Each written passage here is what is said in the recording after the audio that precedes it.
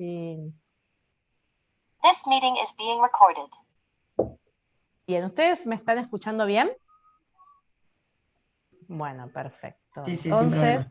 Bueno, entonces vamos a presentarlo a Edgardo, que hoy nos acompaña. Edgardo Damián Emiliano es personal universitario en la Universidad Nacional de Mar del Plata desde el año 1996 y específicamente en el área de educación a distancia desde el año 2003 como responsable del área tecnológica. Es técnico en gestión universitaria y ha cursado la licenciatura en gestión universitaria, de la cual solo adeuda la tesina. Sus tareas, las tareas desempeñadas son mantenimiento del parque informático, asesoramiento en uso de software, mantenimiento preventivo y correctivo de PCs, instalación y mantenimiento de redes informáticas de la dependencia, gestor y asesor del campus virtual. Ha también realizado las siguientes capacitaciones: en redes informáticas, CCNA 1 y 2, Cisco System, Facultad de Ingeniería de nuestra universidad; administración de plataforma virtual, capacitación de la empresa educativa Rosario Santa Fe; instalación y administración de campus virtual Moodle, capacitación interna para el personal universitario en áreas técnicas de la Universidad Nacional de Mar del Plata; introducción al diseño de bases de datos relacionadas, capacitación interna para personal universitario de la Universidad Nacional de Mar del Plata; accesibilidad web, introducción y pautas del INAP; accesibilidad web, técnicas y herramientas para mejorarla del INAP; ciberseguridad, también del INAP; seguridad de la información y panorama de riesgos en el uso de las tecnologías, ambos del INAP. Así que, bueno, muchísimas gracias, Edgardo. Te damos la bienvenida. Ya él es el tercer año que nos acompaña como simposista. El año pasado y el anterior nos acompañó en nuestro primer simposio de redes y gobernanza de Internet. Y bueno, y para nosotras es una alegría que hoy se sume y comparta su experiencia en todo lo que tiene que ver las cuestiones técnicas de la accesibilidad y las tecnologías educativas. Así que bienvenido, Edgardo, y te doy la palabra. Gracias, muy amable. Bueno, yo también me siento muy contento y agradecido que me hayan invitado nuevamente a participar del simposio y bueno, poder brindar desde mi experiencia algunos elementos que les pueden llegar a ser útiles en su desempeño como profesional y sobre todo lo que tiene que ver con accesibilidad web, que es un tema que, digamos, es muy amplio de tocar, pero que principalmente la idea es poder acompañar a través de algunas ideas, algunos tips, y bueno, ir intercambiando información respecto de lo que específicamente se requiere para elaborar un contenido accesible en lo que tiene que ver hoy con las nuevas herramientas tecnológicas. La pandemia, como sabemos, disparó exponencialmente el uso de estas tecnologías y tenemos que tener en cuenta que no todos tenemos las mismas capacidades y es importante desde la capacitación poder acompañar a aquellos que necesitan hacer uso de estas tecnologías y no tienen disponibilidad de los saberes o a veces del equipamiento también. Y bueno, son cuestiones que tenemos que tener en cuenta al momento de elaborar cualquier contenido que vaya a ser publicado en la web. Elegí un pequeño videíto en YouTube, que es muy cortito, dura algo más de 2 minutos, para introducirnos en la temática de lo que es la accesibilidad web. Así que ahora Mercedes lo va a proyectar y después, bueno, si quieren lo charlamos un poquito. Perfecto, ahí pongo el video.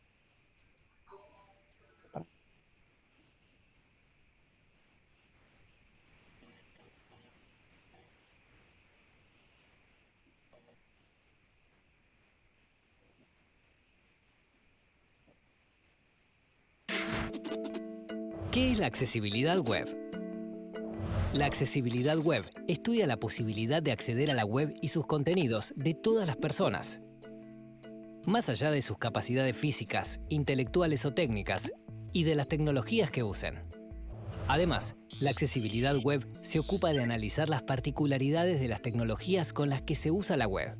Así, el desarrollo de un sitio accesible deberá considerar a los usuarios que operen computadoras o celulares antiguos. También están los contextos de uso. La accesibilidad debe tener en cuenta que un sitio pueda ser navegado bajo conexiones erráticas o lentas, o mientras haces otras cosas. ¿Cómo se mide la accesibilidad? El World Wide Web Consortium es el organismo que redacta recomendaciones y estándares para las tecnologías que se usan en la web. Las pautas de accesibilidad de contenido Web 2.0 tienen criterios de evaluación para determinar cuán accesible es un sitio web. Las recomendaciones tienen niveles: nivel A, nivel AA y nivel AAA. Estos niveles indican el mayor o menor grado de inclusión de los sitios web. ¿Por qué es importante hacer sitios accesibles? La web agiliza muchas cosas, y más para personas con discapacidad. Por ejemplo, si un supermercado ofrece un sitio web accesible, le permite a una persona ciega hacer las compras sin ayuda. Este potencial de autonomía se extiende a otras tareas necesarias para cualquier persona, como hacer trámites o buscar trabajo. A los obstáculos que impiden el uso de un sitio web se les llama barreras. Los más conocidos son los CAPTCHA. Muchos no ofrecen alternativas para las personas que no pueden leer el código. Otros agregan las alternativas de audio que son realmente ilegibles. ¿Cuán diferente es un sitio web accesible? Hacer un sitio accesible no tiene limitaciones ni de diseño ni de ningún tipo para satisfacer a un grupo de usuarios. ¿Es difícil hacer sitios accesibles? Para nada. Solo implica agregar herramientas, modificar algunas técnicas e incorporar otras al trabajo que ya saben hacer los diseñadores, contenidistas y programadores involucrados en el desarrollo de sitios y aplicaciones web.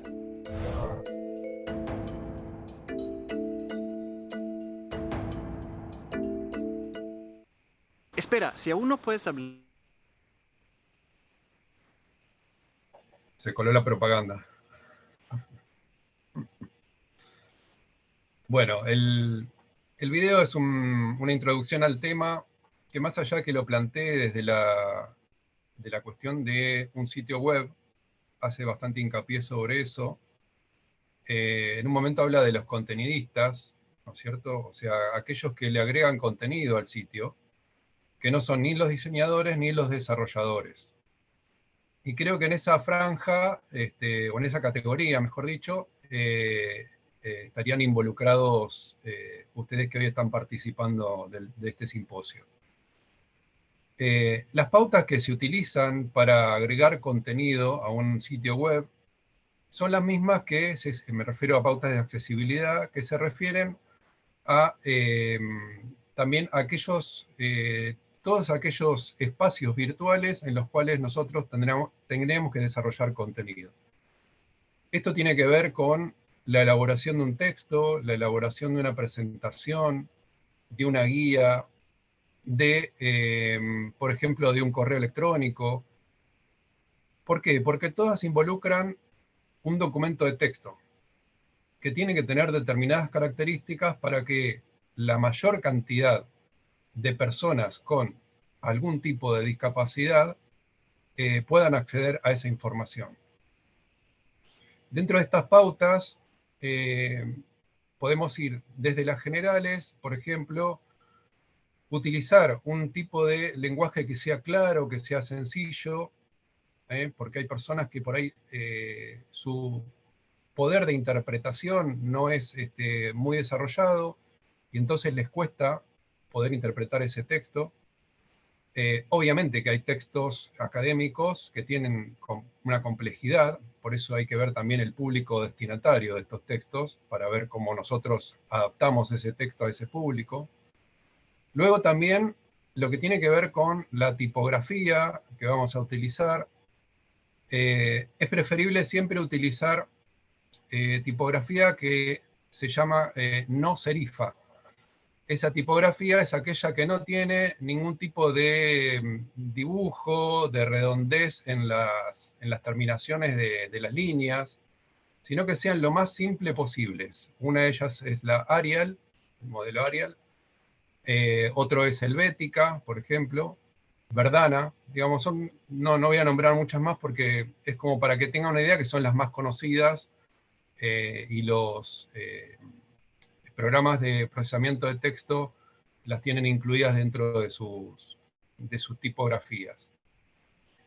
Luego de esto, tenemos que utilizar un tamaño de letra 12, por ejemplo, que es el mínimo que se exige para que la persona que lee pueda verla claramente, la letra del texto.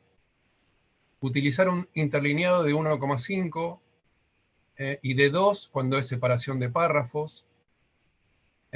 Estas son, digamos, lineamientos básicos para que el texto, una vez que nosotros lo querramos incluir, ya sea dentro de un documento de texto, dentro de un editor, como es el caso del editor del campus virtual,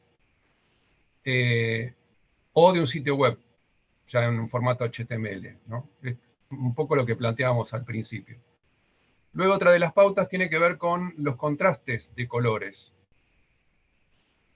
Muchas veces usamos en un texto para resaltar algún párrafo, alguna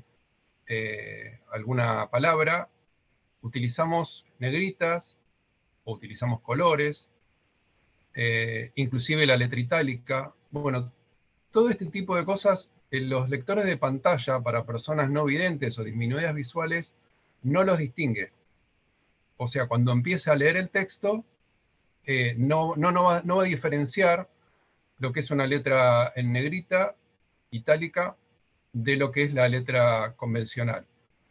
Entonces es importante buscar alternativas sobre cómo hacer una distinción de ese párrafo, de esa letra, para que la persona que está escuchando al lector de pantalla sepa que hay algo ahí, hay un diferencial en ese texto que es necesario que sea marcado. Esto, bueno, obviamente hay que ver en el momento de que uno está elaborando el texto cómo se puede hacer. Si se pone una cita al pie, si se pone alguna aclaración entre paréntesis escrita. Eso lo que digo, hay que evaluarlo en el momento. Otra cosa que se utiliza también a veces es, bueno, lo que hablaba de los colores, utilizar colores. Tampoco el lector de pantalla puede leer colores. Entonces, cuando se elabora un documento, hay que tener en cuenta que cuál es el público destinatario que puede llegar a no leer ese documento. Cada procesador de texto tiene herramientas que evalúan la accesibilidad. Y hay que tener en cuenta que también no son infalibles. En el caso de Microsoft Office, desde el año 2013 estaba viendo, tiene incorporada una herramienta de chequeo de accesibilidad. Entonces, ustedes pueden utilizar esta herramienta para, una vez terminado de elaborar el documento, chequearlo, pero si ustedes hicieron previamente el trabajo de tener en cuenta estos tips que yo les estoy brindando, bueno, se reduce la cantidad de posibilidades de que el documento no sea totalmente accesible. Otra cosa muy, pero muy importante, que tiene que ver con la organización del documento. Todos los procesadores de texto tienen la posibilidad de elaborar un esquema, que se llama. El esquema plantea una serie de categorías, no, ¿cómo se llama? Bueno, ¿Niveles? ahora se me fue la palabra. ¿Niveles? Niveles, ahí está, niveles, gracias. Los niveles lo que implica es que nosotros cuando en cada comienzo de una parte nueva del documento, que generalmente es a través de un título, los títulos tienen jerarquías o niveles.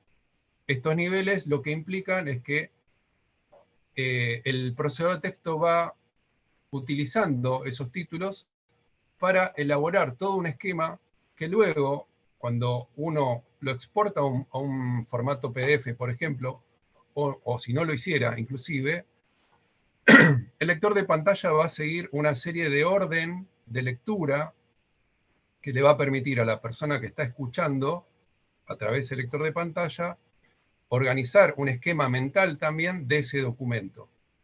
Y entonces va a tener una coherencia a ese documento que de otra manera le sería muy engorroso y hasta inclusive en algún momento dejaría de escuchar, digamos, el audio, porque no entendería de qué va el documento, por dónde va, cuáles son las ideas principales, inclusive hasta hacer un resumen, porque repasando los títulos del documento, sin ni siquiera leer el desarrollo, puede tener una idea general de qué se trata ese documento. Entonces es súper importante el esquema. Y además permite, una vez que está ese esquema armado y organizado, elaborar el índice. Que también el índice, bueno, va en el sentido de lo que decía recién, permite también tener una idea general de qué se trata ese documento, o inclusive libro, revista o lo que fuera. Entonces, estas son algunas pautas que hay que tener en cuenta. También está el tema de los enlaces de internet. Muchas veces copiamos los enlaces directamente como aparece en la URL, que a veces son larguísimos, y son, imagínense si es elegible para nosotros, que tenemos una capacidad de visión más o menos buena o óptima, un lector de pantalla va exactamente a leer literalmente lo que está diciendo esa URL, que no tiene ningún sentido. O sea, son letras y números y símbolos que no tienen sentido. Entonces, lo importante es esas URL incluirlas, o sea, ustedes si van a la herramienta insertar de cualquier procesador de texto, le va a decir link o hiperenlace, bueno, puede variar el nombre. Le ponen un nombre como por ejemplo documento de, no sé, o legislación sobre accesibilidad, y ponen la dirección de acceso. Entonces le va a generar un enlace con un nombre coherente, que saben de qué se trata, o a dónde va ese enlace, y de esa manera la persona que va a accederlo ya sabe si quiere visitarlo o no, y de qué va, digamos, el sitio web al que va a ir ese enlace. Ese es un ejemplo. Lo mismo cuando hay enlaces en el mismo documento que se pueden hacer, de un capítulo a otro, o de una nota al pie. Bueno, generalmente las notas al pie las hace en forma automática, pero en el caso de enlaces que nosotros tenemos que agregarlos a mano, bueno, es una buena práctica hacerlo de la manera que se los comentaba. Lo mismo también con el tema de las imágenes. Piensen que las imágenes no tienen posibilidad de que el lector de pantalla diga de qué se trata la imagen, porque es una imagen. O sea, está hecho para las personas que tenemos capacidad de visión, no para las que no lo tienen. Entonces es muy importante esto, no solamente en un documento de texto elaborado en un procesador de texto, sino en la web o en el campus virtual, incluir una descripción de la imagen. En el caso de Moodle, obliga por defecto a incluir una descripción de la imagen. Y es importante que pongan lo más acotada, pero que responda específicamente a lo que se visualiza, no poner, decir, no sé, suponiendo que sea una foto de una imagen de una nave espacial con marcianitos. Bueno, poner nave espacial con marcianitos. Generalmente tienen algún texto. Si tienen un texto y lo que es más relevante de la imagen es el texto, bueno, pongan el texto, no la descripción de la fotografía o el dibujo. Eso queda en la evaluación de la imagen que sea, ¿no? Pero es muy importante. Moodle, lo que decía, obliga a hacer esto justamente porque la plataforma tiene su concepción desde que se inició el desarrollo de este tipo de campus virtuales, que sean accesibles, o sea, que puedan ser utilizados por la mayor cantidad de personas con algún tipo de discapacidad, y que den un uso, o sea, que puedan utilizarse mediado por distintos programas que corren bajo distintos sistemas operativos, que puedan ser accesibles por esos programas. Hace ya varios años que, por suerte, tanto Microsoft como los otros sistemas operativos, tanto Mac como GNU Linux, ya vienen incorporando herramientas de accesibilidad, lo que facilita mucho la posibilidad de acceso bueno, de personas que tengan algún tipo de problemática. Más o menos ese es un pantallazo general. Es importante también, una de los documentos que se utilizan mucho son de presentaciones. Las presentaciones son muy bonitas a veces, pero se usan horriblemente mal. Entonces, para hacer presentaciones que también sean accesibles, también tenemos que seguir las pautas que les comentaba antes. Tener en cuenta esas pautas. Si la presentación va a tener algún tipo de vinculación a sonidos, a proyecciones de video, bueno, todo eso hay que tenerlo en cuenta, lo mismo para el público destinatario. Si hay un video de YouTube, por ejemplo, o de otra plataforma, porque hay otras, no solamente YouTube, tengan en cuenta que tiene que tener subtitulado. Y no hablo del subtitulado que utiliza YouTube, el Closed Caption, porque a veces no es exacto, no es óptimo. Entonces es súper importante, lo mismo que si vamos a incluir un video, sea de producción nuestra o sea un video producido bueno, por terceros, que tenga incluido el subtitulado o en su defecto un guión de esa charla o de esa conferencia o lo que fuera. De manera que la persona que lo está visualizando pueda hacer un seguimiento de lo que dice aquel que está exponiendo en ese video. Bueno, por ahora no las quiero atosigar porque por ahí les tiré un montón de información. Y bueno, si quieren preguntar. Me olvidaba, en el editor de HTML del campus virtual, que ustedes están en Humanidades, bueno, es bastante similar al que usamos otras unidades académicas o varias de la universidad, tiene un chequeador de accesibilidad. Hay un simbolito universal. Después no sé si Mercedes querés por ahí compartirlo para que lo vean. Sí, ahí lo muestro. Una vez que ustedes terminan de elaborar en el editor el documento que quieren publicar en el aula, haciendo un clic sobre ese botón, van a poder ver si el texto, bueno, o lo que hayan incluido en el editor es accesible o no. Y les sugiere cuáles son las cuestiones que tienen que modificar eventualmente si no fuera accesible. Ahí están, ahí ven mi pantalla. ¿Están viendo mi pantalla? Yo la veo. Sí. Bueno, en este caso, por ejemplo, si quisiéramos ver si es accesible la portada, vamos a ver, chan, es el símbolo que dice Edgardo. ¿Estamos de acuerdo, Edgardo? Sí, perfecto. Habían estado ellas revisando. ¿Ves? No, felicidades, no se han encontrado problemas de accesibilidad. Si, por ejemplo, agregáramos acá, perdón, ahí tengo. No, no, este es el que no me gusta. Por ejemplo, a ver ahí, ¿qué me pasa? Ahí salta un cartel, ¿no?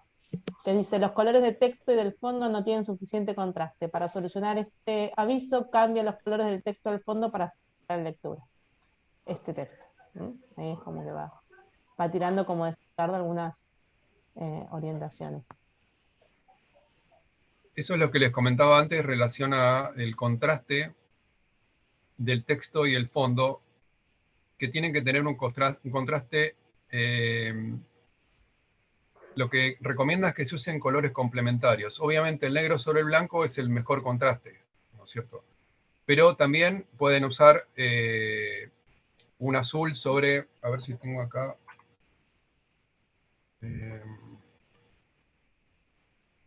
segundito. Un azul sobre, lo tenía, perdón. ¿Querés compartir, Edgardo?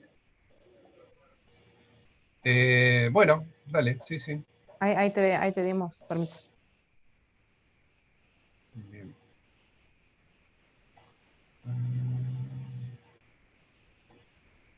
Pestaña.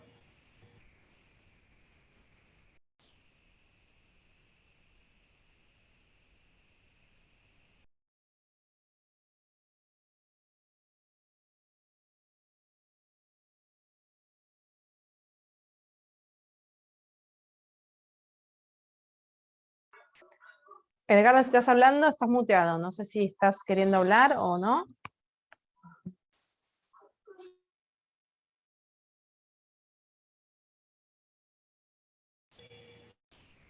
No sé por qué me silencia el micrófono cuando comparto pantalla. Ah, ok. Bueno, igual se vio ahí lo de sans serif, pues no son las letras. No sé lo del fondo. Espera un cachito. No hay problema.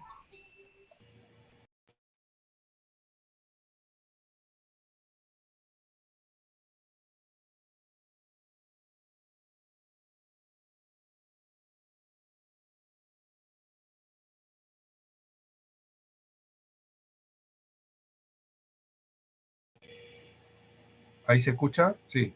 Sí. Ahí está. Bueno, no sé si ven ahí lo que les comentaba hoy de las serifas, la diferencia de una tipografía y otra. Ahí explica este documento, igual yo se lo voy a enviar a Mercedes para que lo publique, porque es muy interesante. Es un documento que elaboraron, bueno, lo elaboró una persona, pero es de la Universidad Nacional de La Plata, del área de discapacidad. Y bueno, muchas de las cuestiones que yo les comenté están acá en este documento. Así que lo pueden llegar a tener disponible para utilizarlo y tenerlo como guía. Es muy interesante. ¿Ves lo que les comentaba del tema de la tipografía? Como el uso adecuado de los efectos en el texto, que obviamente esto en negrita no lo va a leer el lector de pantalla, pero da dos ejemplos en realidad de que tanto el de la izquierda como el de la derecha, el lector de pantalla no va a distinguir nada. En relación a en este caso el de la izquierda le pone un subrayado y el de la derecha no, pero es el mismo caso, no es un uso óptimo, digamos, para desarrollar un documento de texto. Por ahí, Edgardo, perdón, ¿no? Un Sí, comentario que se me viene viendo eso, que tal vez los lectores de pantalla, como vos decís, no los pueden distinguir, pero por ahí una persona con dificultades visuales, ¿no? Capacidad visual reducida, que no utiliza el lector de pantalla, se le complica mucho más leer, ¿no? La sobrecarga de negrito y subrayado y el tipo de letra que no es sans serif, que el otro, ¿no? Que como que es mucho más limpio eso, sin necesidad del lector de pantalla, como, bueno, a mí en lo personal, no sé ustedes, vi la diferencia como muy patente entre un texto y el otro. tal cual, sí, correcto, exactamente. También, por ejemplo, recomiendan no utilizar mayúsculas cuando uno escribe, que todo el texto esté hecho en mayúsculas, por ejemplo, en un título, sino usar mayúscula inicial y el resto todo en minúsculas, porque también si la persona puede leer la pantalla, pero no tiene una visión óptima, también se le puede dificultar al momento de distinguir una letra de otra. Esto es el tema de los colores que les comentaba hoy, el tema de la aplicación de contrastes. Acá hay un ejemplo de contrastes óptimos para texto y fondo, que son los que se recomiendan. Bueno, y así, bueno, en realidad el documento habla acá habla específicamente de Google Drive, que es lo que yo les comentaba al principio. Todo lo que sea contenido web en sus diferentes formatos digitales, sea Google Drive, sea una presentación, sea un procesador de texto o lo que fuera, todos tienen que seguir las mismas pautas que estábamos hablando recién. Hay muchas más y siempre es bueno tener en cuenta leer estos documentos, aplicarlos al momento de elaborar el documento final y utilizar alguna herramienta de accesibilidad que venga incorporada en el procesador de texto o inclusive hay herramientas en la web publicadas que sirven para chequear documentos, a ver si son accesibles o no. Preferentemente, lo que sean documentos de texto, una vez que están terminados en Microsoft Office o en LibreOffice o el procesador de texto que utilicen, es preferible que lo pasen a un formato PDF. ¿Por qué? Porque es un formato universal que se puede abrir en cualquier dispositivo sin ningún inconveniente, sea un teléfono móvil, sea una tablet o una computadora, lo que facilita mucho a la persona que necesita acceder a ese documento la posibilidad de justamente poder ver esa información.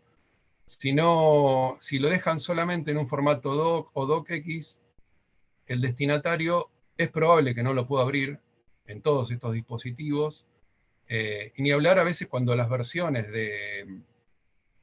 del documento guardado son muy nuevas, lo digo por experiencia, y uno no tiene el programa ese instalado, no da posibilidad de abrir.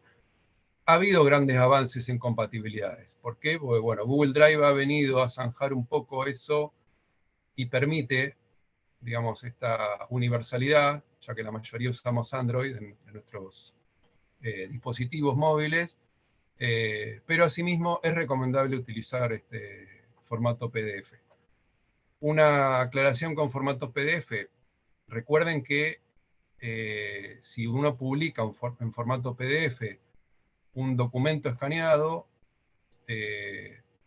tiene que estar pasado a lo que se llama reconocedor óptico de caracteres. ¿Cómo es esto? O sea, uno cuando escanea un documento, tiene dos posibilidades. En el caso hablo de documento de texto, ¿no? Que tome una foto, ¿no es cierto? Como si nosotros agarráramos una cámara de fotos y le sacáramos una foto al documento. ¿Y qué pasa? Ese documento de texto no lo va a poder leer un lector de pantalla. ¿Por qué? Porque es una fotografía. Entonces no es de utilidad. En cambio, si utilizamos este OCR que se llama, o reconocedor óptico de caracteres, sí va a poder seguir el documento, leerlo, como si nosotros lo hubiéramos tipeado. Así que esto es algo importante porque hay muchísimos documentos o libros o revistas subidos al campus, lo he visto a lo largo de los años, que son solamente escaneados de imágenes. Y bueno, como digo, lamentablemente la persona que es disminuido visual no tiene posibilidad de acceder a través del lector de pantalla a este tipo de documentos. Bueno, voy a parar ahí. Bueno, no sé, por ahora quedo abierto a preguntas. Me parece que les tiré bastante info. Yo tengo una. Hola, Edgardo. Hola, ¿qué tal? Buenas tardes. Porque desde ayer que venimos también hablando del tema de la accesibilidad, y pensaba, ahora que se utilizan tanto incrustar los códigos, los QR en los textos, ¿el QR funcionaría como imagen? ¿Debería estar Sí. el link del QR para que pueda identificarse? Correcto. Es la misma situación, es una imagen. Es una imagen y no tiene sentido para el lector de pantalla. O sea, si no tiene una descripción, o sea, hay que tratarla como cualquier imagen, en realidad. Tiene que tener Bien, el perfecto. enlace, pero el enlace, como les comentaba antes, no el enlace crudo, Sino perdón, la palabra. sino que tiene que tener una descripción de qué se trata ese enlace. Bien, perfecto. Gracias. De nada.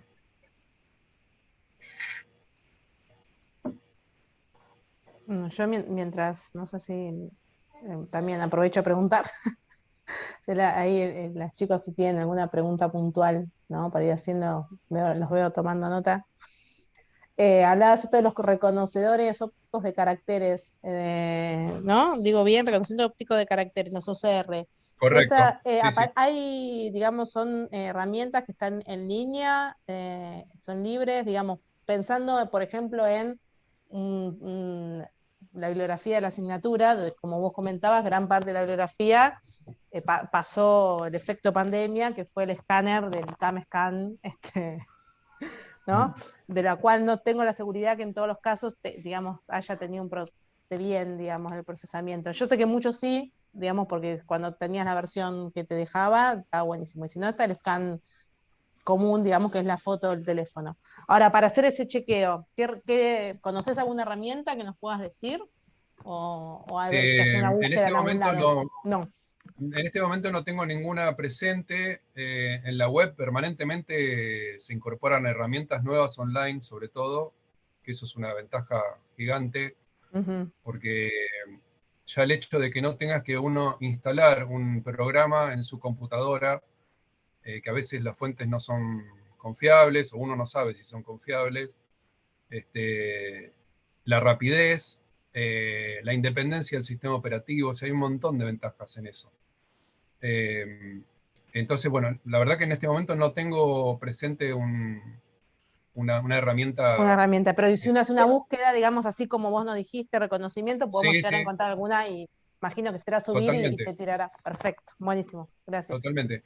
Es súper importante para que el OCR haga su trabajo correctamente, que el escaneo del documento sea de buena calidad, digamos, ¿no?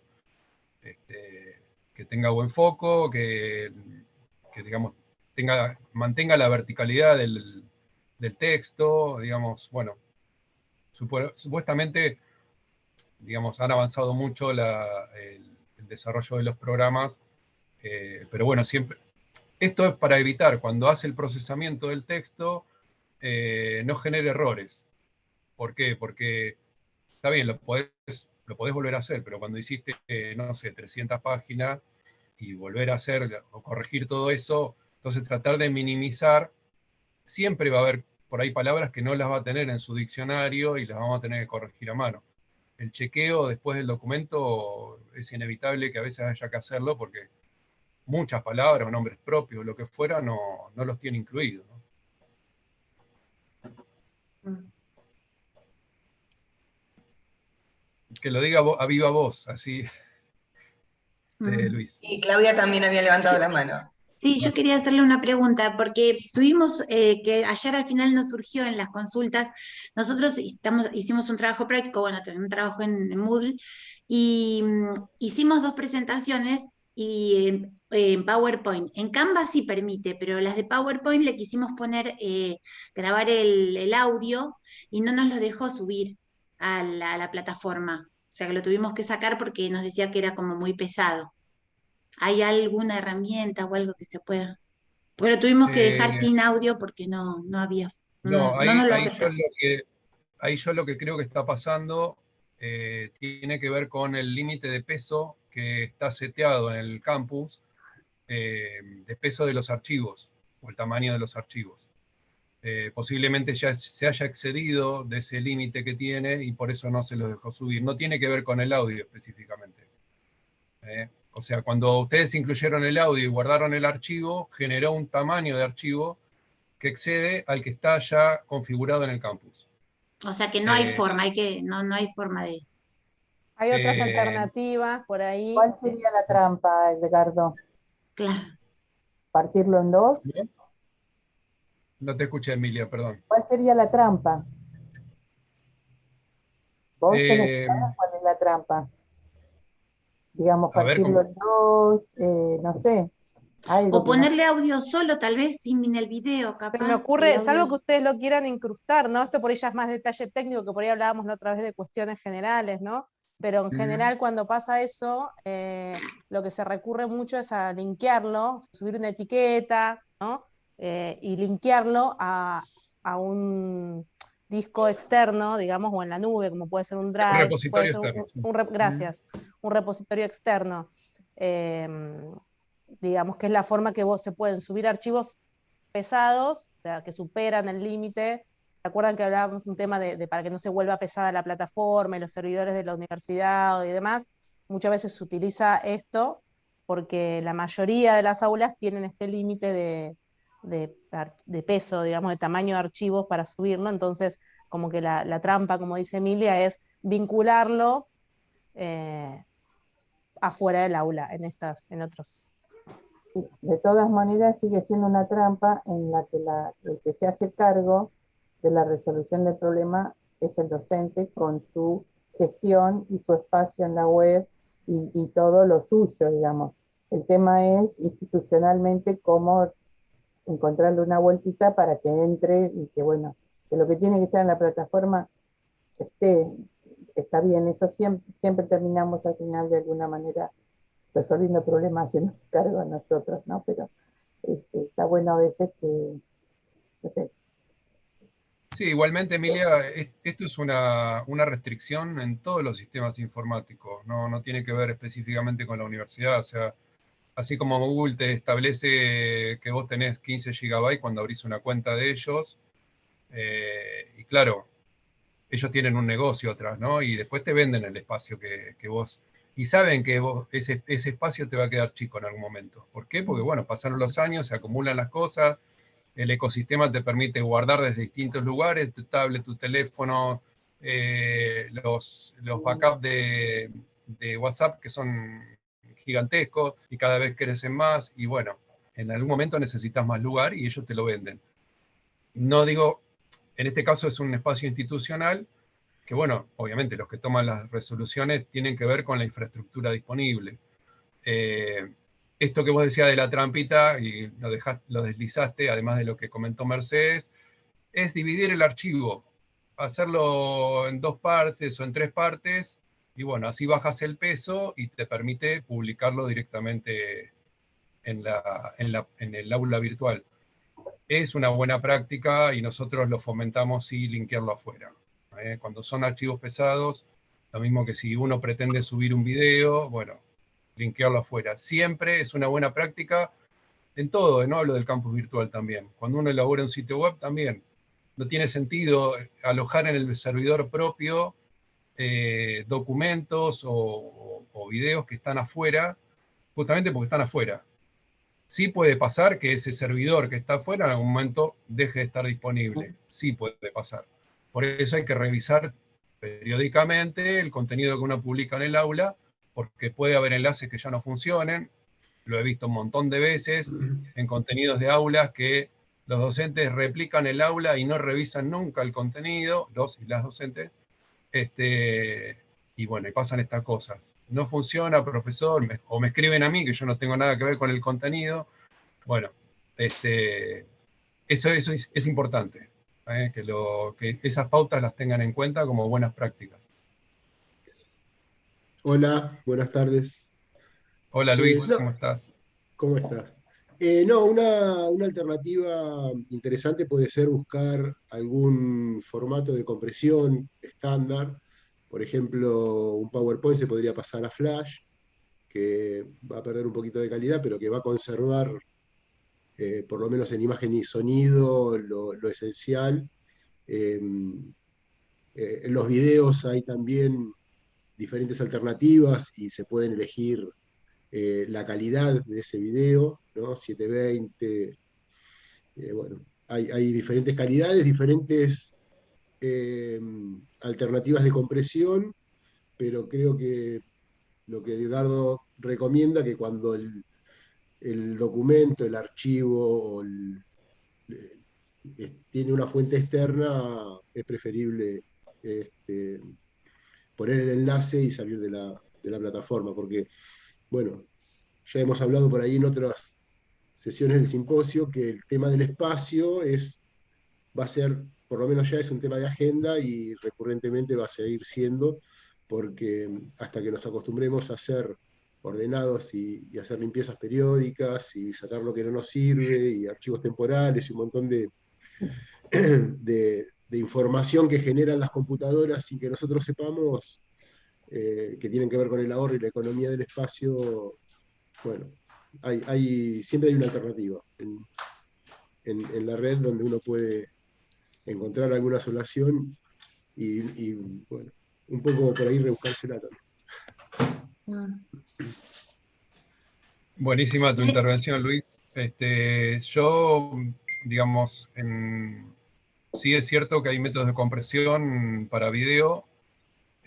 Lo que pasa que, bueno, por ahí no todos manejan la tecnología como para poder hacer ese procesamiento, esa edición de video.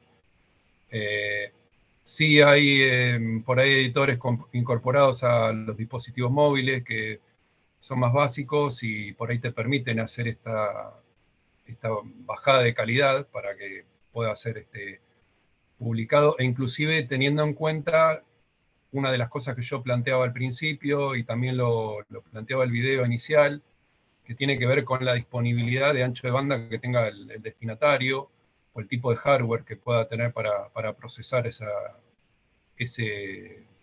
contenido multimedial. Yo no recomiendo usar Flash porque es una tecnología que ya está en desuso hace tiempo, la reemplazó HTML5 y los dispositivos móviles no reproducen nada en Flash ya. Entonces, de hecho, los navegadores ya no lo soportan.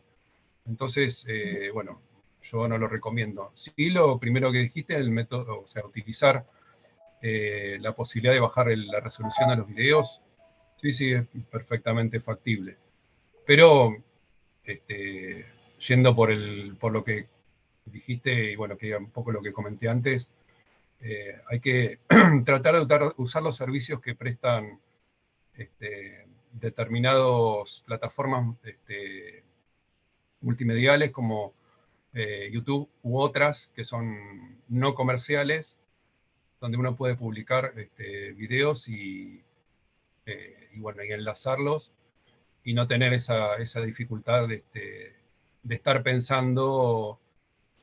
Yo sé que muchas no lo piensan en realidad, ¿no? Pero los que estamos del lado como gestores o, bueno, inclusive administradores, sí, lo tenemos que pensar porque es un tema que afecta cada vez en forma más creciente, el tema de la capacidad de los servicios, y que, bueno, hay que ajustarse a lo que hay. Así que en la medida que podamos tener ese tipo de prácticas, es pensar también en la infraestructura disponible de la universidad o de la institución en la que estemos. Edgardo, sin querer, dijiste HTML5 y diste el pie. Perdón, Cristina, quería solamente tirarles el titular que la semana que viene alguna cosita vamos a ver de HTML5. Quería decir algo con respecto a esto. ¿Qué tal, Edgardo? Buenas tardes. Hola, ¿qué tal? Buenas tardes. Canva te da otra posibilidad que es, más allá que no pesa tanto, porque yo estoy en el mismo grupo que Claudia, y por ejemplo la presentación de Canva con el audio sí se pudo subir al aula, pero lo que tiene Canva, que vos podés, no es necesario bajarla, sino que ellos te dan un enlace, o sea, vos podés copiar un enlace como si fuera de YouTube, vos ponés solamente ese enlace y eso te lleva a la nube de Canva, que sería como si fuera YouTube, ¿no es cierto? Que eso no pasa con el PowerPoint, porque el PowerPoint es una herramienta de Office. Local, de tu tipo. Claro, es de Office. Entonces, por ahí está bueno y está dentro del paquete gratuito de Canva, todo eso. Así que se le puede agregar audio, se puede hacer una presentación y ni siquiera es necesario bajarlo. Es una buena opción, no he usado la herramienta, no, la verdad que la he escuchado así, pero no tengo mucha idea de cómo está hecha ni, digamos, de las posibilidades que tiene. Tampoco sé si se puede incrustar contenido de Canva en el campus. Sí, se puede. Es como el Genially. Es muy similar al Genially. Claro, sí, se puede. Y ya te digo, y no pesa tanto, porque nosotros hicimos el del PowerPoint no dejó subirlo con el audio y el de Canva sí. Pero ustedes lo incrustaron, Cristina, el del Canva lo vincularon o lo incrustaron, digamos, no lo subieron. No, sí, lo subimos, yo lo subí, porque no era tan pesado, me lo dejó subir bien. Te dejó. Entonces, también, sí, es lo que, lo que decían recién, no es el límite de megas que tiene el servidor. Pero bueno, en contenido eran más o menos lo mismo, se ve que el Power tiene más, debe tener, bueno, más, no sé, más dibujos, más colores, no sé qué tendrá de más, que hace que pese más, ¿no? Y no te da la posibilidad... Sí, Cristina. No, que por ahí una opción, si quieren usar Power, es utilizar las presentaciones de Google. No recuerdo si tiene la opción de grabar, pero sí por lo menos el link para vincular. Por lo tanto, no es tan pesado. Tiene la limitación que dice Emilia, que estás utilizando la nube del docente, quizás. Porque también nos ha pasado, sobre todo este año con Mariela, de utilizar estas versiones que tienen esa parte gratis, y cada vez hay más restricciones. Entonces, quizás vos armaste una presentación con audio y dentro de 2 meses te limitan el audio y pasa a la versión paga y ya esa presentación que hiciste no sirve más. No la podés reutilizar. Entonces, hay que tener, no es no usarlo, pero sí tener en cuenta esas limitaciones también. Sí, yo me encontré también con Padlet, porque yo había hecho algunos y no me dejaba, decían que había hecho 5 y ya tenía el tope, y si no tenía que pagar $200. Yo me la rebusqué, cambié uno que ya había hecho y le cambié el fondo, no sé cómo hice, pero si querías hacer uno nuevo ya tenías que pagar. O tenés que eliminar el que tenés hecho. Y antes era libre. Bueno, es lo que pasa, el primero te lo venden, el primero te lo regalan y el segundo te lo venden. Es así, la tecnología es así, lamentablemente, y si la queremos utilizar, obviamente que siempre tenemos que tratar de, o sea, no niego el entusiasmo de muchas herramientas que van apareciendo, que uno dice, wow, está buenísima, la quiero usar, la quiero explotar, pero tenemos que tener esa perspectiva, o sea, darnos cuenta que es lo que comenta Claudia, que en algún momento puede pasar, que ya esa herramienta no esté disponible gratuitamente, o como me ha pasado a mí, a veces cuando queremos convertir un archivo, no sé, como comentaba Luis, ahí nos compartió el enlace de un sitio para convertir a PDF, que en realidad, en el caso de Office, LibreOffice, y no me acuerdo si Microsoft, lo que me comentó Luis, perdón, es para pasar a OCR. Pero digo, hay conversores en línea para convertir distintos tipos de formatos, de audio, de video, de texto. Muchos tienen limitaciones o en la cantidad de documentos que permiten subir o en el peso que tiene ese documento, el tamaño. Esas cosas ocurren y bueno, muchos obviamente ven el negocio. Una vez que la herramienta es eficiente, genera un buen resultado o el resultado deseado, y muchos usuarios la empiezan a usar y te genera cierta dependencia, bueno, en algún momento empieza a ser paga o una parte empieza a ser paga. Hay que tener esas cosas en cuenta y bueno, buscar alternativas o empezar a ver desde el principio la mejor práctica para que si sucede eso en algún momento no nos genere un problema serio. Porque, por ejemplo, la limitación de Google Drive de 15 GB, y a muchos les genera un problema serio, porque dice, ¿cómo hago yo para migrar todo esto o empezar a eliminar? ¿Qué elimino? O sea, es un trabajo enorme a veces y a veces imposible. Bueno, hay que ver de qué manera poder sortear esas dificultades que nos presenta la tecnología. Edgardo, aprovecho y te hago otra consulta, porque investigando un poquito de cómo hacer documentos accesibles, en uno de los textos que estaba leyendo sugerían, cuando utilizas Word y guardás como PDF, descliquear la opción ISO, a ver, ya te digo, porque además no sabía ni que existía eso yo, la opción compatible con ISO 19005, para que el texto después pueda ser reproducido por el lector de pantalla. En uno de los documentos apareció esa sugerencia. No, yo ya te digo, no la conocía, no sabía que guardar como en avanzadas aparece por defecto cliqueada esa cuestión, y me preguntaba si cuando convertís en PDF desde la web era lo mismo, si terminaba siendo un documento accesible o no para la verdad que no Bueno, yo trato de usar lo más que puedo software libre, no desde mi sistema operativo hasta los programas que corren en él. Con lo cual hay muchas cosas que desconozco de Microsoft. Esto, por ejemplo, que me comentás, no lo tengo, no tengo idea de qué se trata esa ISO y qué es lo que implica que esté o no incluida cuando guardás el documento en PDF. El documento. Yo, simplemente lo sugerían para que digamos, el lector de pantalla corriera bien en el PDF y pueda acceder a todos los textos ampliados y demás, sobre todo en las imágenes, una cosa así. me dijiste que el número de la ISO, ¿cuál es? 19005-1. Bien, lo voy a investigar y para saber mejor de qué se trata. Porque inclusive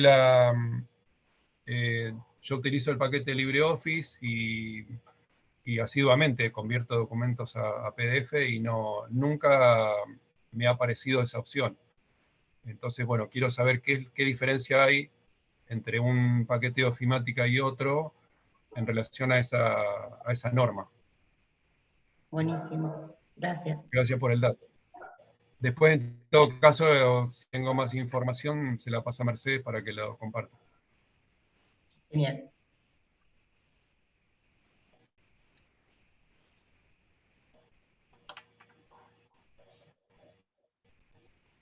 Bueno, no sé si tiene alguna otra pregunta.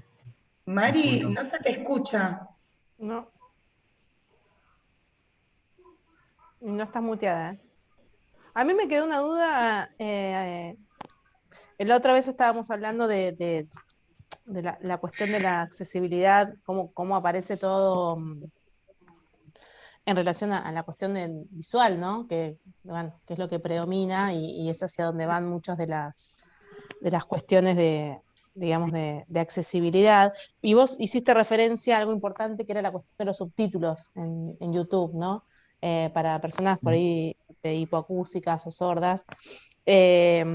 Y la verdad es que no sé, esto que vos hablaste de los closed caption, que son automáticos, ¿no? Y cómo subir un subtitulado o los guiones. Eso sería ¿vos tenés idea de, digamos, si hay que ir subiendo minuto a minuto o hay digamos, o alguna editor de video para hacerlo eso? Sí, ¿No? ¿Sí?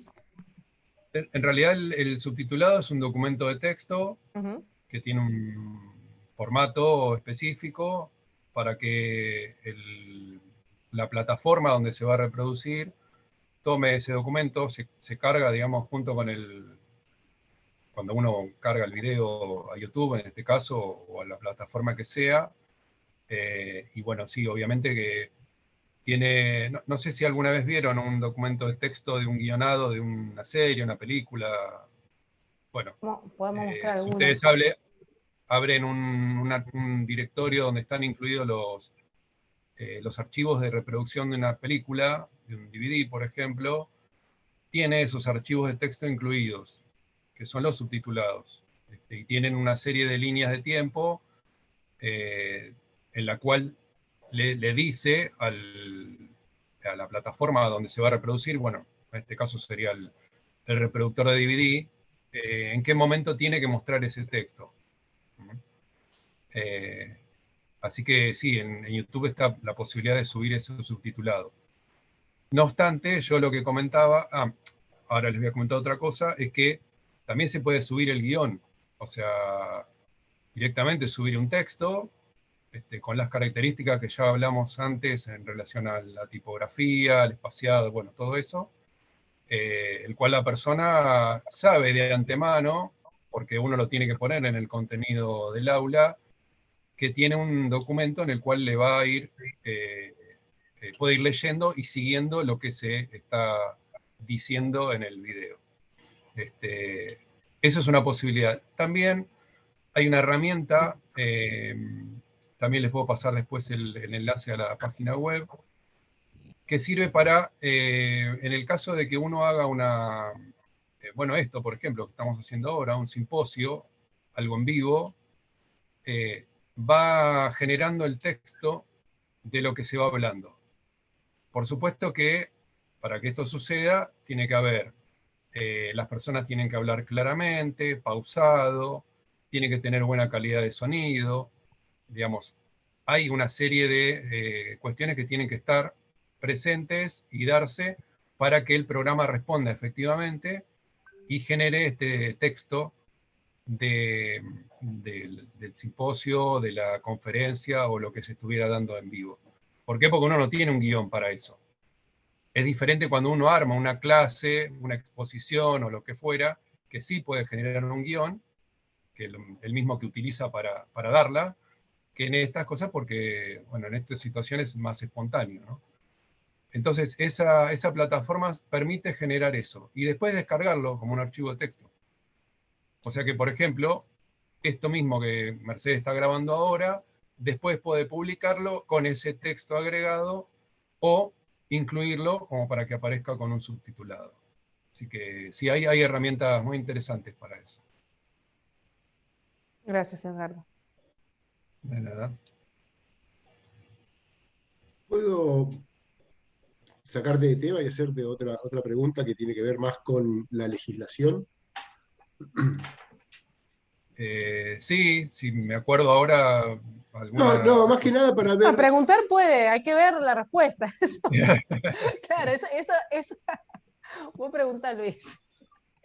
No, porque no es tan reciente, pero tampoco es un organismo de tanta difusión. Hay un organismo llamado ONTI, que no me acuerdo cómo son las siglas, o sea, me acuerdo las siglas, pero no me acuerdo, tendría que buscarlo, que entiendo que es una oficina de control, monitoreo, de capacitación, que se encarga de garantizar la accesibilidad web. ¿Sabés si...? La ONTI, O-N-T-I, sí. Esa es la que decimos. Sí, esa. Sí. Nada, preguntarte a ver si uno puede recurrir ahí,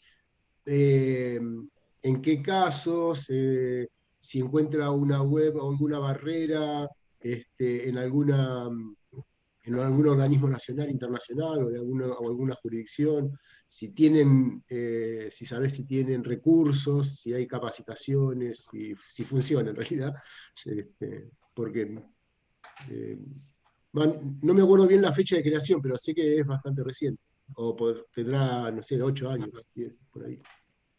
Sí, es un organismo bastante reciente. Generó, si no recuerdo mal, la resolución 5, es la última actualización de lo que tiene que ver con accesibilidad web. En algún momento leí dentro de esa resolución que había, como decir, llamadas de atención para aquellas, sobre todo organismos públicos, ¿no? Básicamente, porque lo que son empresas privadas, sí, obviamente pueden tomar las recomendaciones, pero si no las quieren tomar no hay ninguna sanción. Pero sí en el caso de los organismos públicos. Esa legislación obliga a los organismos públicos a hacer todas las adaptaciones para que los sitios web sean accesibles, así como su contenido. Así que, más que nada eso, en cuanto a capacitaciones, bueno, yo las capacitaciones que tomé, que comentó Mercedes al principio, ellos basan mucho de los contenidos de la capacitación en lo que explicita la ONTI en relación a lo que comentaba. Pero no dan específicamente capacitaciones. Hay material ahí disponible para accederlo por la web, pero no hay capacitaciones para el público en general. Pero las guías esas son muy interesantes, y otra vez se basan en lo que es la W3C, que mencionaba en el video del principio, este consorcio web que, bueno, da los lineamientos a nivel mundial de lo que tiene que ver con accesibilidad web, entre otras cosas, ¿no? Y en realidad a donde iba apuntada la pregunta es, la universidad como organismo público estaría obligada a estar en acuerdo a las normativas de la ONTI. Totalmente. Okay. Totalmente, y no sucede. Y no pasa, bueno, eso era el tema. No pasa también porque, perdón, la universidad es un organismo autónomo, ¿no es cierto?, que dicta sus propias normas, pero dentro de este tema específicamente hay mucho por hacer. Así como se avanzó mucho, y también hay mucho por avanzar en cuanto a accesibilidad de física, edilicia de la universidad, como todos saben. En cuanto a la parte tecnológica, hay muchas cosas que todavía falta pulir y mejorar. Y no hablo solamente de accesibilidad, ¿no? Hay muchas cuestiones de seguridad, de protocolos, bueno, un montón de cuestiones que no están ni siquiera nombradas en el estatuto de la universidad, por lo menos lineamientos generales. Así que, bueno, falta mucho por hacer. Pero no está mal que conozcamos que existen reglamentaciones a nivel nacional que deben ser cumplidas, y bueno, todos somos actores que podemos influir para que eso suceda, por lo menos en la institución en la que nos movemos o trabajamos.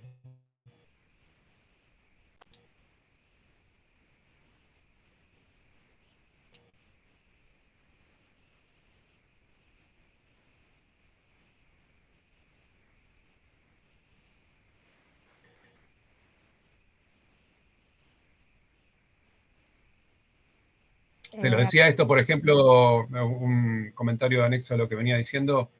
Yo estoy trabajando con una compañera en lo que tiene que ver con políticas y condiciones de uso del campus virtual.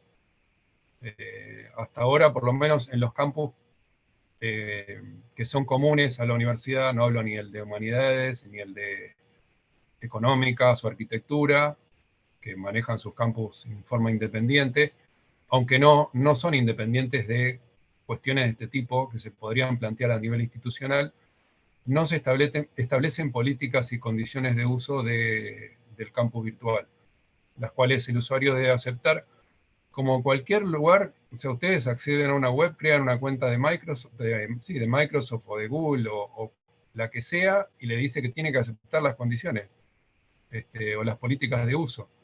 Bueno, nosotros no tenemos nada de eso. O sea, se crea el usuario y empieza a interactuar, y no hay, digamos, no hay un marco que englobe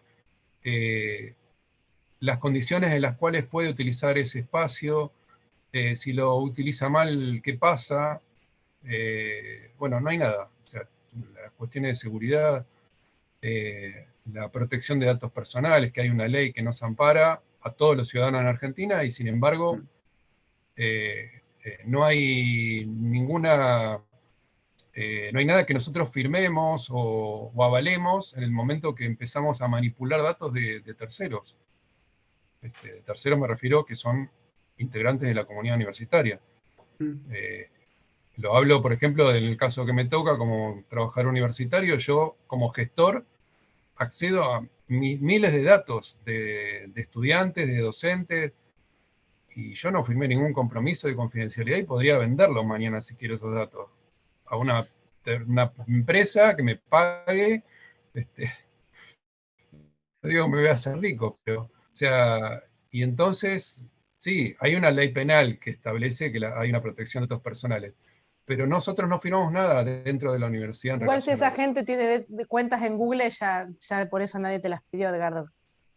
Quédate tranquilo. Bueno, pero Google dice que tiene sus condiciones de uso, que nosotros le damos un clic, porque no nos vamos a poner a leer las, no sé, 40, 50 páginas que establecen ellos, pero deberíamos leerla, porque mañana por ahí surge un problema y ellos te dicen, no, pero usted estuvo de acuerdo acá con esto.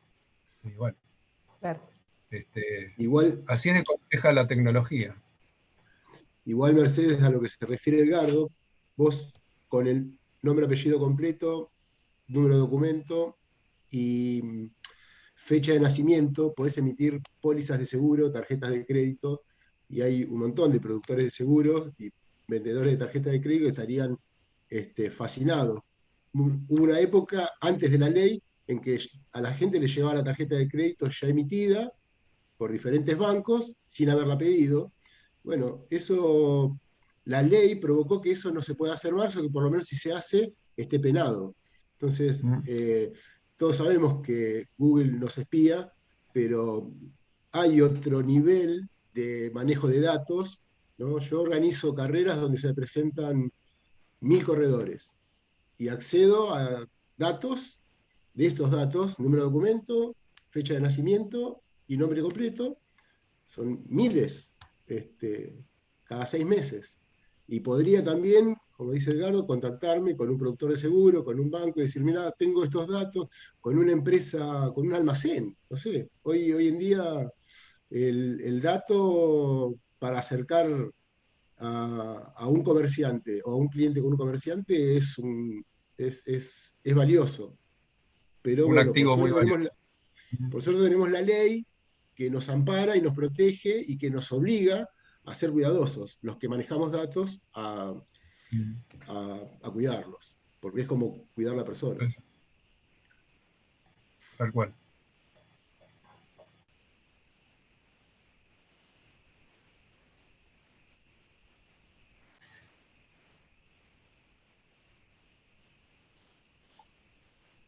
¿Algo más?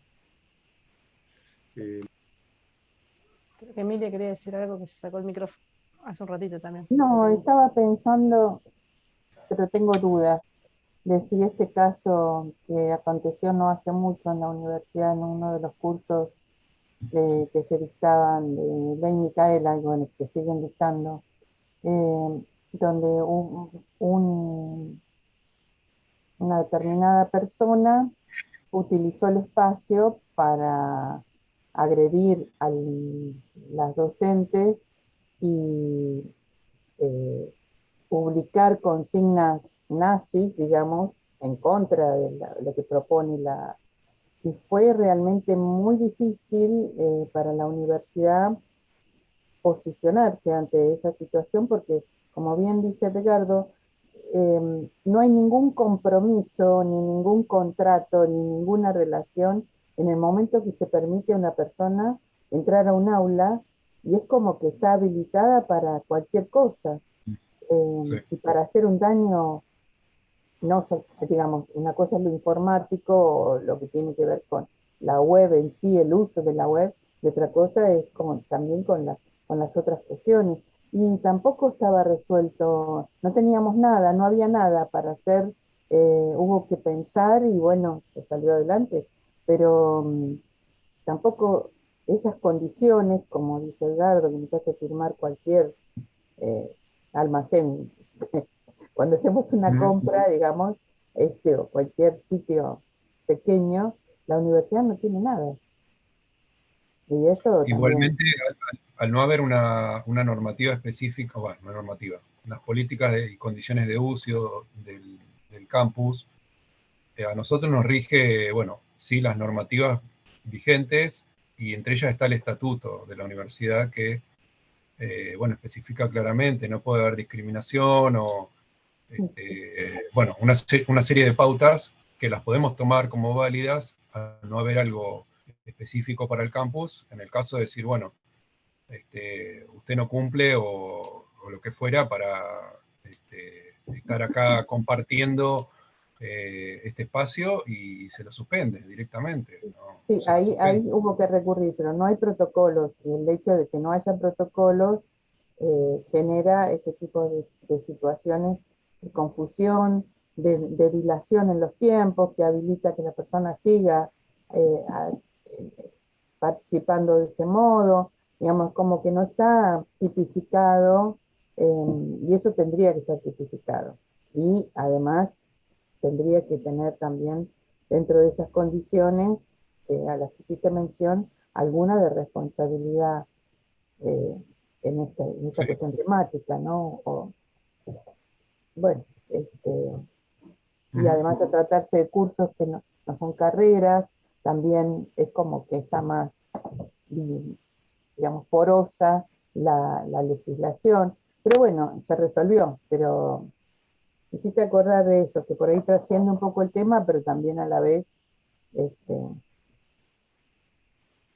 genera Sí, yo la condiciones. verdad que no estaba al tanto, Emilia, no me había enterado de esta situación.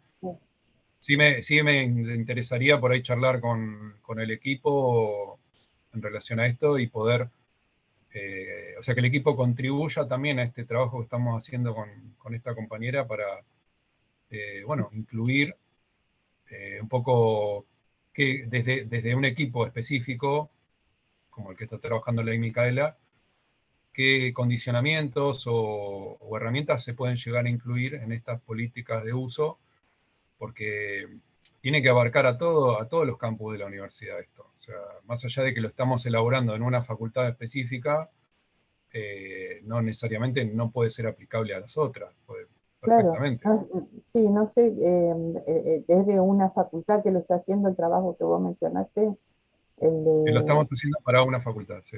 Sí, sí, Ah, bueno, sí, sí. bueno, contá conmigo para eso. Yo he sido Bien. solamente, desde mi rol, una participante que no actuó, lo resolvió el equipo de políticas de género con los responsables de la asignatura y el área legal, ¿no? Pero bueno, te busco la información y los pongo en contacto. De hecho, vos ya estás en contacto con la gente del programa, así Sí, que sí, sí. este, les pregunto. Tampoco sé qué difusión le quieren dar, pero digamos, esa problemática, buscando en mis recuerdos, también ha acontecido en actividades de uso de la web, de plataformas concretamente, con estudiantes de carreras de grado. Digamos que trascienden la cuestión de la actividad académica para, de alguna manera, bueno, hay veces que ha sido personas con cierto nivel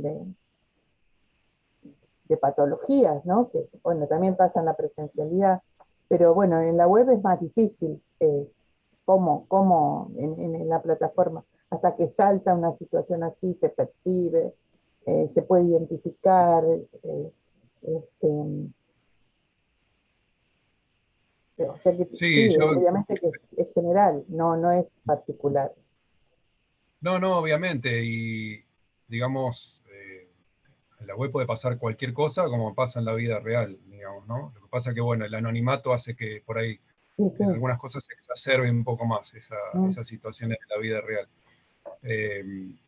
Pero pensaba, así como estamos hablando de que la accesibilidad de web es también ir en el sentido de la democratización, ¿no es cierto?, de la web y de los campus virtuales específicamente, no podemos dejar de lado que hay un montón de situaciones de acoso, o lo que llaman ciberbullying, o grooming, o bueno, un montón de situaciones que existen y que obviamente los que están al frente o responsables de cada aula tienen que estar atentos para detectarlas y desactivarlas lo antes posible, aunque reconozco también que no es una tarea fácil, ¿no? Porque No, eh, el límite entre la no libertad de expresión, digamos, o no permitir expresarse como le parezca, digamos, hablamos dentro de un límite de un aula que pertenece a una institución académica, ¿no? Que eso te da un marco que vos tenés que tener en cuenta al momento de expresarte o de exponer tus ideas. No podés salirte de ese lugar, porque no es una red social como Twitter o Facebook o lo que fuera, no. Ese es el punto por ahí en el cual vos planteás, bueno, en el momento de que vos ingresás por primera vez a estos espacios, vos estás comprometido a enmarcarte en ese lugar y utilizar tus expresiones acorde a ese lugar, tal cual, no a cómo te manejas en cualquier lado. tal cual. Este, eso es por ahí lo que no está. Si no está, también me parece por ahí que el docente o la docente o el responsable del aula podría llegar a dar unos lineamientos generales antes de empezar a dictar la clase en ese espacio, ¿no? Sea espacio complementario o sea una carrera de grado a distancia, puramente, bueno, me parece que las dos situaciones necesitan plantear esos lineamientos desde el vamos, ¿no? Que se conozcan. Sí, sí, sí, bueno, Qué bueno que lo estén haciendo, qué buena iniciativa. Sí, sí, sí. Es muy difícil que cada docente pueda tener la perspectiva de la complejidad de las situaciones que le puede tocar atravesar como tal, ¿no? Vos decís, bueno, sí, cada docente podría pautar, pero realmente la experiencia por ahí que tienen las personas como que están en roles como los nuestros, que tomamos conocimiento con distintos tipos de situaciones, por ahí podemos contribuir a ir llevando casos para ir armando esta cuestión, porque son tantas las cosas que tiene que resolver un docente cuando enfrenta una situación como esta y como nos pasó en pandemia, que bueno, sin ni siquiera una formación previa mínima, que anticiparse frente a esto tiene una complejidad y una dificultad. Así que Sí. qué bueno que lo estén haciendo y bueno, no sé para cuándo tienen los plazos, pero si terminan antes de que tecnología llegue al segundo parcial, bienvenido, y si no, será de otro modo, y nos enteraremos. Sí, nosotros, yo espero que sea este año. Es un documento que tiene su complejidad porque también tiene implicancias legales que hay bueno, que sean verificadas por el área pertinente y en el caso de la facultad que sea aprobado en un consejo superior, consejo académico. Así que, bueno, requiere un trabajo. El documento no está elaborado específicamente por nosotros. En su base, si no hemos tomado algunos modelos de otras universidades y en base a eso y a la experiencia, y bueno, esto que comentás también nos sirve, estamos elaborando el documento en su primera versión, que obviamente va a tener, siempre estas cosas tienen correcciones a lo largo del tiempo, pero bueno, la idea es sacar algo que esté lo más pulido posible antes de que sea publicado algo que tengan que aceptar los usuarios, todos los usuarios, sean nuevos o o las que ya estén. Y usuarios me refiero a todos, docentes, estudiantes, cualquier tipo de usuario que utilice el campus virtual. Muy bueno. Muy bueno. Bueno, perdón si nos fuimos por la rama y por ahí estábamos hablando de cuestiones, pero bueno, hacen al funcionamiento del campus virtual y es súper importante. Porque hay algo que carecen muchas muchas instituciones universitarias, que es de regulaciones en tecnología, porque, bueno, se utilizó el campus virtual como como una herramienta medio accesoria, muchos, yo sé, docentes medio reacios a utilizarla, y bueno, la pandemia se nos vino encima y aceleró los tiempos de muchas cosas, y bueno, como sucede en tantas otras situaciones, a veces vamos corriendo de atrás, y esta no es la excepción.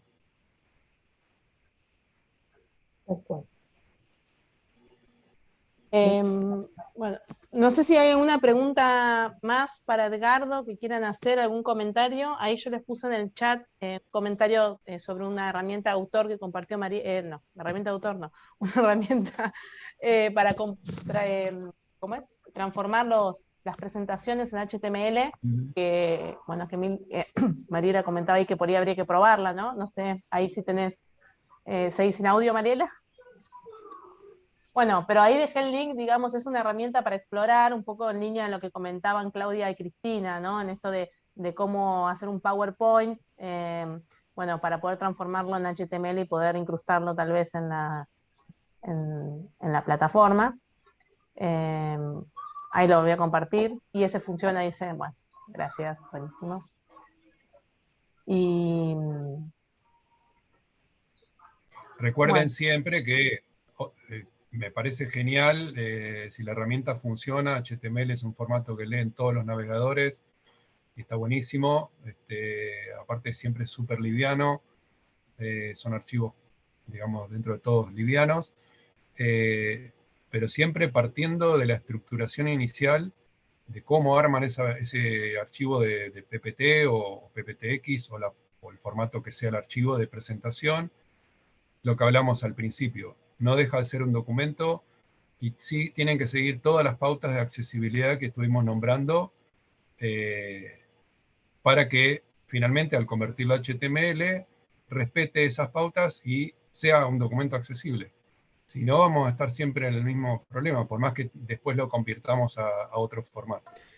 Edgardo, esto, por ejemplo, el Word, si uno lo pasa por estos convertores y uno lo pega en la página, por ejemplo, de Moodle, ¿el lector de pantalla interpretaría estos niveles de esquema, por ejemplo? ¿O habría que probarlo?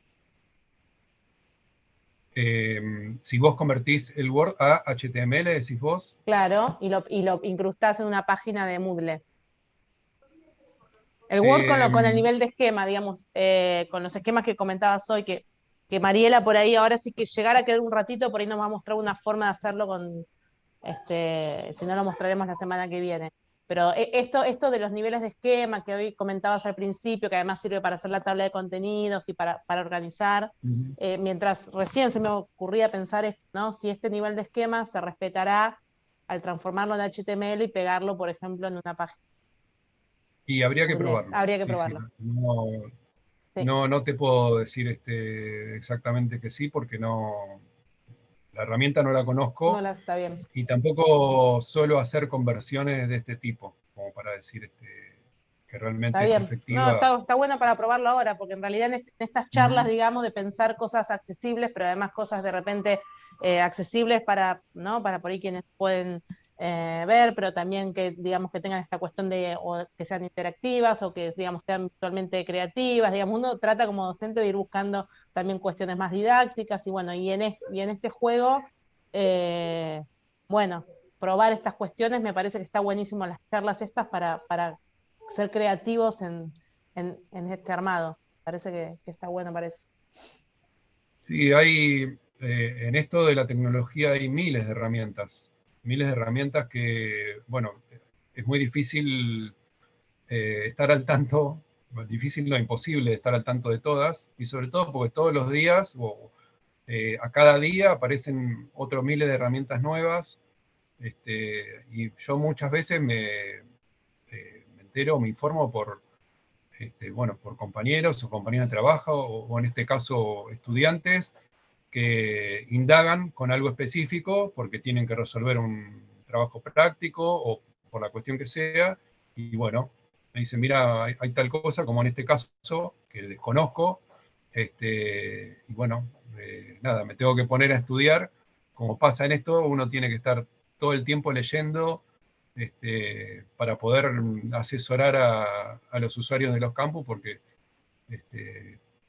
a veces hay un montón de otras tareas que nos superan y no hay tiempo para indagar en determinadas herramientas o por desconocimiento directamente. Y un poco también algo que sí charlamos en el presimposio o en el simposio anterior, o en la semana pasada, no me acuerdo bien, pero no, creo que fue el presimposio, esto de que no es lo mismo por ahí los niveles, decir, bueno, una página web, ¿no? Donde uno no sabe quién va a ir a leer, donde tiene que intentar que sea lo más accesible posible, ¿no? Porque el destinatario serían potencialmente todos, por lo menos los que tienen acceso a Internet, y distinto es un espacio, un aula virtual, ¿no? Donde el acceso es restringido, donde en teoría si hubiese que tener alguna ayuda especial o algún apoyo, uno debería saberlo como docente, ¿no? Donde es distinto, porque uno puede, como en este caso, decir, bueno, necesito armar un material para esta persona que tiene esta discapacidad visual, o esta persona que tiene dislexia, o esta persona, digamos, ¿no? Armarlo ya sabiendo. Entonces ahí es donde aparecen estas necesidades y uno va en busca de ayuda, decir, bueno, ¿cómo puedo hacer este material? También Sí. esto como docentes nos planteamos el otro día.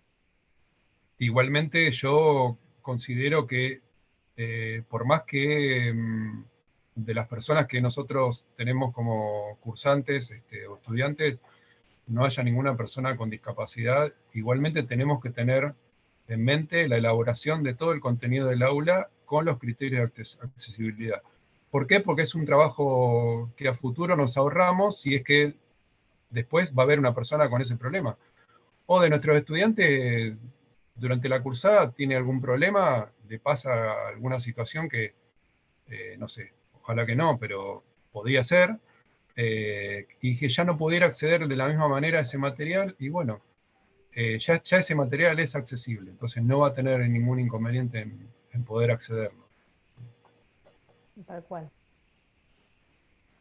Bueno, no sé, ¿alguna pregunta más? Ya, Edgardo, hemos abusado de tu tiempo, de los 15 minutos que te dijimos No. por ahí algún Eso, comentario que quieran hacer, alguna pregunta específica. se durmieron todos, se aburrieron tanto que No, se durmieron. están anotando, están ahí.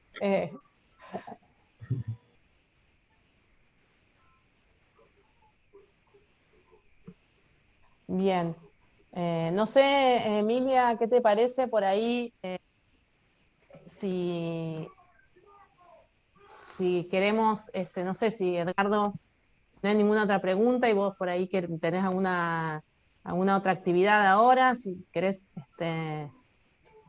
digamos, te liberamos, o si querés quedarte un rato más, para nosotros encantadas. Valeria por ahí podría llegar a comentar un ratito esto de cómo hacerlo del esquema, o lo vemos, Me quedo, ¿no? no hay ¿Te quedás problema. un ratito? Bueno, por ahí un Sí, poco en sí. línea con esto que estabas comentando. Justamente hoy hablábamos esto, ¿no? De cómo poder organizar en esquemas para identificar los títulos y de alguna manera que ese texto que tiene un orden hecho por el autor o la autora, digamos que pueda, digamos, llegar con ese orden al destinatario. Y bueno, y que algunos procesadores de texto tienen algunas cuestiones como que ya armadas previamente para esto. Así que, Vale, si querés compartir un poco de esta herramienta para... Bien, ¿puedo compartir pantalla, Mer? Sí, sí. Perfecto. Primero les pido disculpas por el ruido, pero justo el perro del frente no para de ladrar, así que quizás se escuche, y no tengo los auriculares con el micrófono. Buenísimo que se queda Edgardo porque también es el especialista en el tema, y simplemente, bueno, ayer surgió en la clase esta cuestión de cómo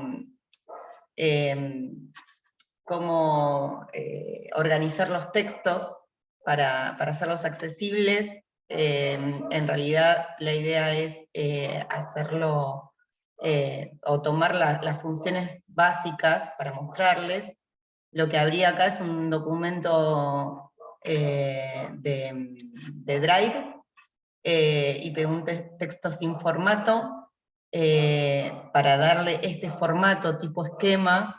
De la manera más rápida siempre conviene seleccionar, en este caso el título, como les habíamos comentado ayer, si es preferible que esté el título y los subtítulos bien diferenciados, así estos lectores de pantalla los pueden identificar, y es mucho más ordenada la organización, digamos, en la lectura del texto, y se pueden ubicar bien de qué se trata cada parte del texto.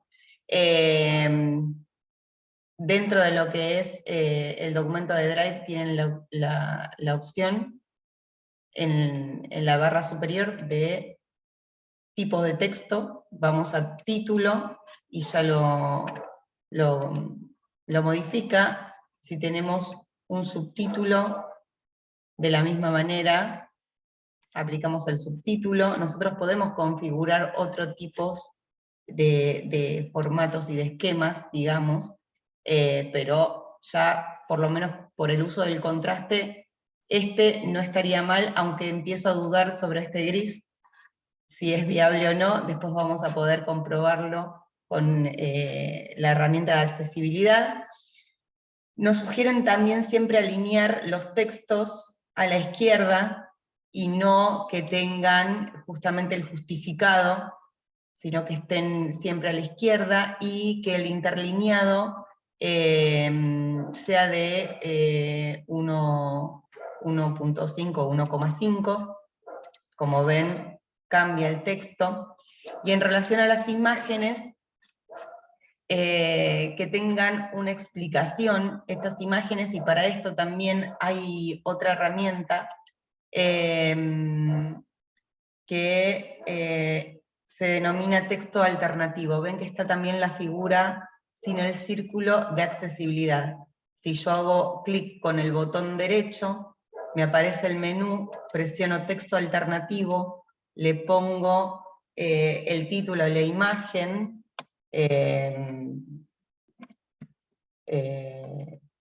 cuadro... Ay, ¿cómo se llamaba el autor? Alguien que me ayude, que se me acaba de...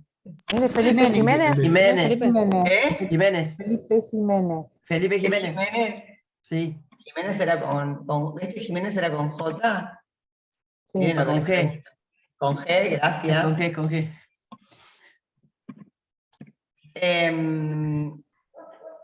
Cuadro de Jiménez, y la descripción es, debe ser corta, pero precisa. Podemos poner diferentes personas. Perdón.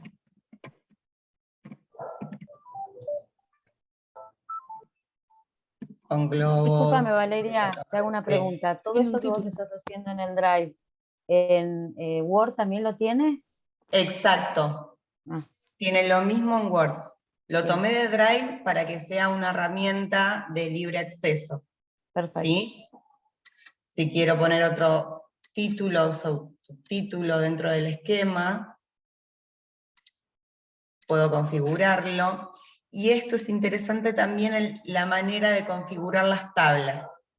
Lo que estaba leyendo es que los lectores de pantalla van a ir de izquierda a derecha,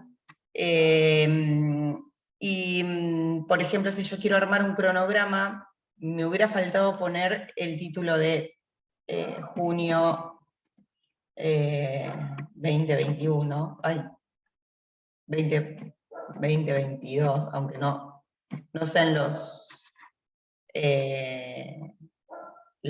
días correspondientes, ¿no?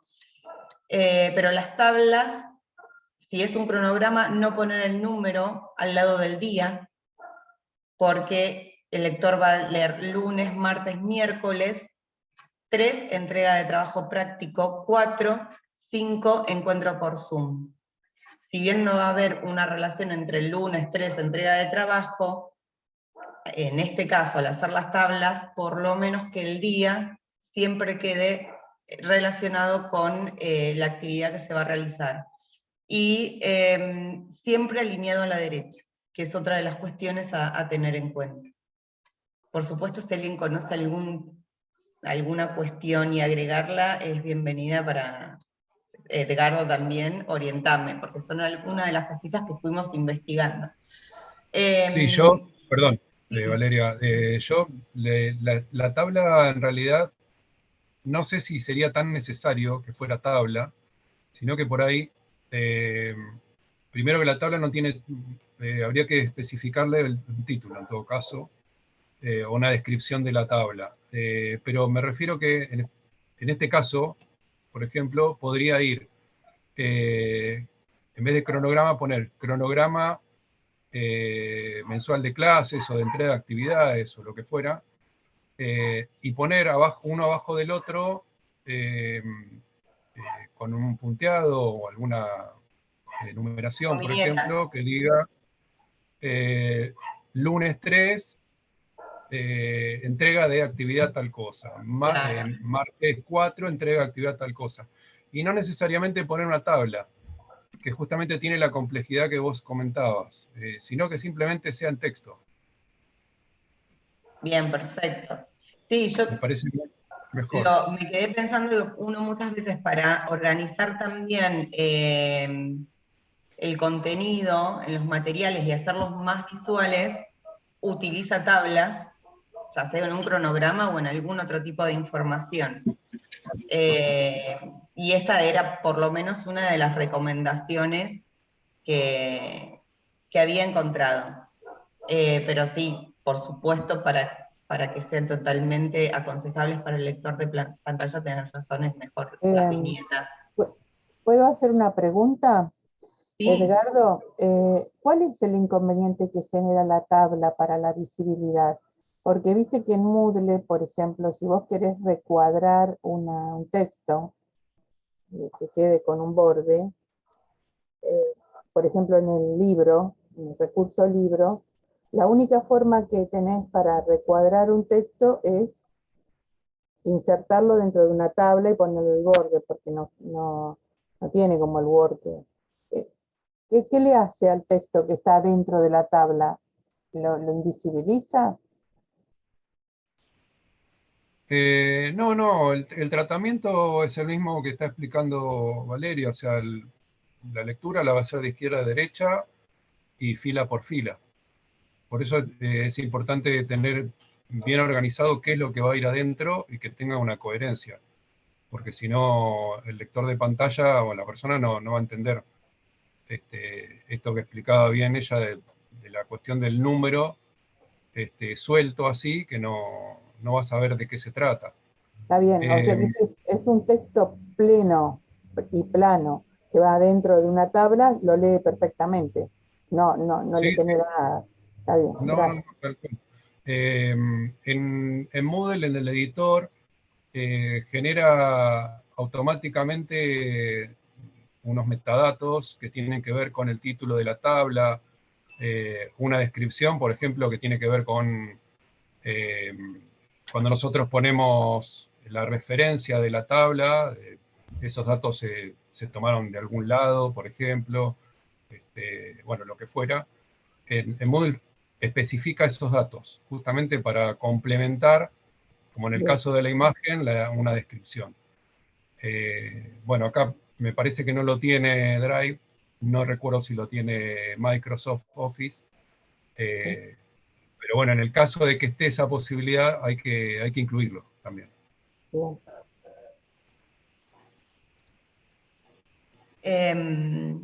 Otra de las cuestiones que había nombrado Edgardo es no dejar los links con la dirección completa.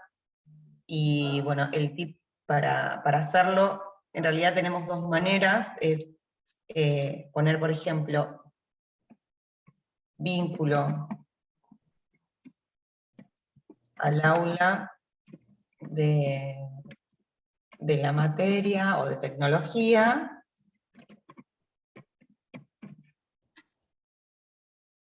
y lo que hago es copiar el link,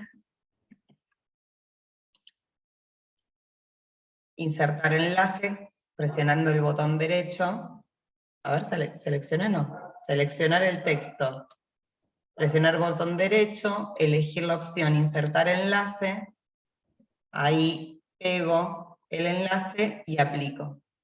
De esa manera ya me queda el texto vinculado y se puede orientar también y no que el selector de pantalla empiece a decir http // dos puntos y demás. Esa era otra de las sugerencias. Bueno, justo preparamos esto porque fue un tema que surgió ayer en la clase, pero cualquier comentario o cuestión que podamos agregar, aprovechemos que estoy compartiendo pantalla, no sé si quieren preguntar o agregar alguna cuestión. Podemos también hacer como herramienta controlar la accesibilidad. No sabía que desde acá se podía hacer.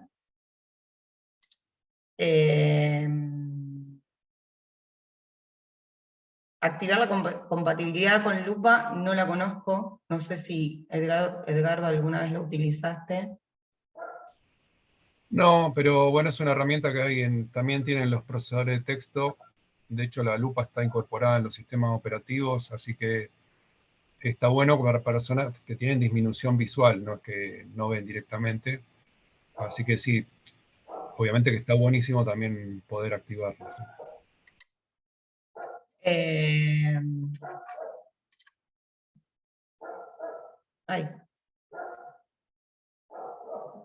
No, pero no lo compruebas, simplemente te configura o te permite que estas opciones estén habilitadas, ¿no?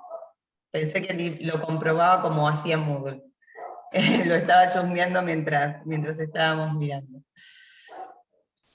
No sé si, bueno, desde accesibilidad también en los documentos, lo que es interesante es que tenemos la opción, por un lado, de verbalizar en el lector de pantalla, y por otro lado también la opción de dictado, saliendo un poco de cuestiones visuales. Por ahí, para quienes tienen alguna dificultad motora, es posible dictarle a los documentos de Drive. No sé, Edgardo, si querés comentar algo, alguna cuestión más. Sí, la distancia entre párrafos es de 2 puntos. Ah, Eso es perfecto. sí. Y también otra de las cuestiones es que se sugieren hacer las sangrías con Tab, con la tecla Tab, y no presionar Enter entre página y página, sino realizar saltos de página. Exacto. Tab y no con la regla, ¿vale? ¿O sería lo mismo? En realidad las dos opciones es Tab o en formato, configurarlos desde el formato, desde la opción párrafo.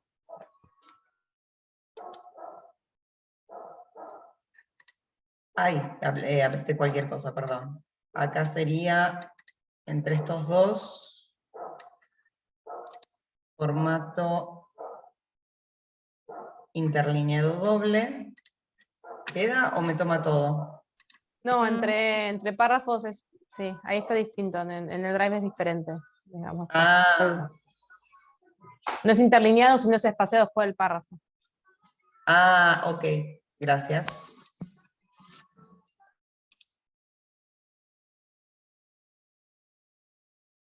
Si lo encuentro.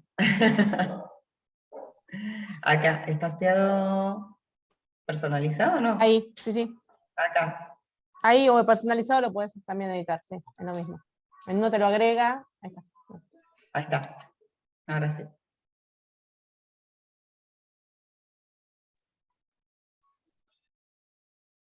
No sé si quieren ver otra cosa, comentar alguna otra cuestión.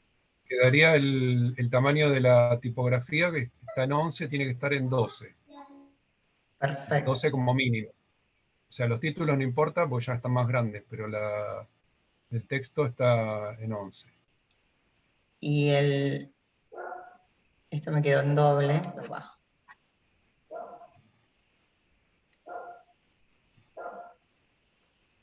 Es importante, bueno, estas cuestiones, como había nombrado Edgardo, de los colores, hasta muchas veces cuando uno está más allá de este tipo de textos o para elaborar materiales, sino cuando estás respondiendo un mail, que a veces te dicen, voy en color, respondo a tus preguntas y voy en color rojo. Si una persona tiene baja visión o depende de ese lector de pantalla, no va a poder interpretar, le va a ser mucho más dificultoso poder interpretar ese mensaje porque no distingue los colores. El tipo de letra, claro, que no sean las serif. Acá, en el tipo de letra, fíjense la diferencia entre estas que tienen como patitas, digamos, ni hablar estas que tienen no son tan redondas, pero siempre Arial, bueno, Times New Roman, Edgardo había nombrado algunas.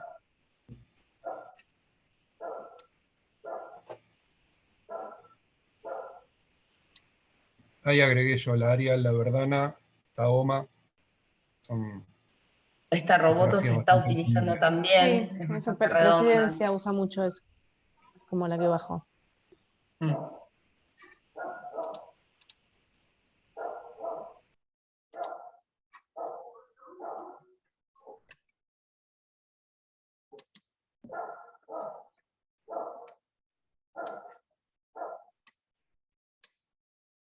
No sé si queda alguna duda más, si no dejo de compartir. Ahí ya quedó como el documento, digamos, accesible, me parece que está re bueno, como ir viendo las formas. Justo acá dejé abierto la opción cuando querés guardar como PDF, lo que sugerían eran dentro de estas opciones, esta opción compatible con ISO, que era lo que te comentaba Edgardo, que esté deshabilitada. Bien, ahí lo veo, sí, sí. Dentro del Microsoft, que no sé si es lo mismo en los otros conversores. Y otra cuestión, antes que me olvide, la numeración de páginas, lo que sugieren es que esté en el extremo superior de la izquierda, fuera del pie de página. Fue una de las cuestiones que leí como sugerencia también para los lectores de pantalla, y que se anticipe la palabra página. Vale, ¿y dicen algo aparte de los encabezados? Sí. Que no haya. Bueno, por un lado que todo lo que se refiere a... porque las descripciones de las imágenes tenían que estar. Lo que no recuerdo ahora, a ver si Edgardo me ayuda, es si lee todos los encabezados, porque por esa razón saca la numeración de la página de los pies de página. Por eso me lo hiciste acordar. Claro, había alguna cuestión de referencia, no sé, en el encabezado ponemos el logo de la institución en donde estamos realizando ese documento, que ese logo esté en la página principal o al iniciar el documento fuera de lo que es el encabezado de página. Más allá que luego, por una cuestión de edición del texto, también agreguemos encabezados y pie de página. En mi experiencia, yo he usado el speak to text. Ya me voy a acordar cuál es la herramienta que he utilizado en el celular para escuchar PDFs, y hay textos, paper, que tienen al pie de página el nombre de la revista, el número, el DOI y todo, y cada vez que pasa una página a la otra te lo lee, lo cual corta muchísimo, obviamente, claro, el hilo. Emilia, yo tengo entendido que sí, que Calibri también es otra de las letras posibles.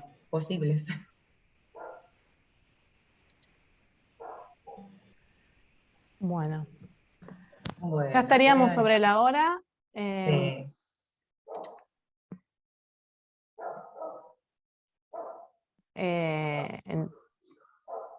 Entendemos, no sé si hay alguna última pregunta que quieran hacer en relación con esto que mostró Valeria, en relación a lo que comentó Edgardo. Mariela tiene 2 videitos además complementarios que después se los compartimos sobre estas configuraciones, que es interesante. Bueno, sí, lo mismo, bueno, entonces vamos. Lo mismo, Mercedes, lo que te dije, te comparto después por correo los documentos que tengo acá. Perfecto, lo subimos todo al aula junto con el material del simposio entonces. Bueno, muchísimas gracias, Edgardo. Un lujo tenerte las 2 horas para nosotras, acá nosotros. La verdad, súper enriquecedor. Esto, bueno, queda grabado. Después se visita en el aula para continuar trabajando.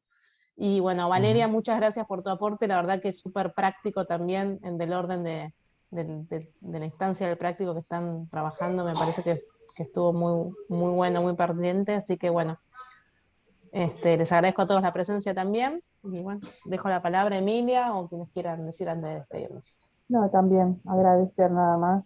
Y esperemos que nos sigas teniendo paciencia, Edgardo. Cada año cuando te llamo para lo mismo.